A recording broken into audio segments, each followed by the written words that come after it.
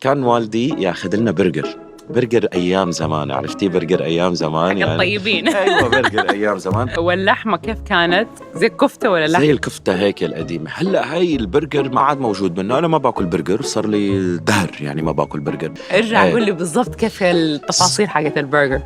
تيجي هاي الخبزه الكبيره العريضه القديمه، بينحط فيها قطعه اللحمه البرجر اللي كانت برجر يعني طيبه، وبينحط فوقها بيض وبندوره يمكن ومخلل وكاتشب بيحطوا عليها او اي شيء. بيض عيون صح؟ بيض عيون. هي يعني لهلا بتلاقيني هيك كل ما بتذكر طعمتها. من غير جبنه. من غير جبنه ايه. من غير خس. ساده، من غير خس، من غير شيء، ساده يعني. هذا فطور. حتى الخبزه بتسقسق يعني مع اللحمه هيك بتلاقيها بصيروا روح واحده يعني. يا الله. انا ما عمري دقت ذا البرجر. ان شاء الله اذا نزلتي على الشام انا رح دوقك اياها. ان شاء الله اكيد.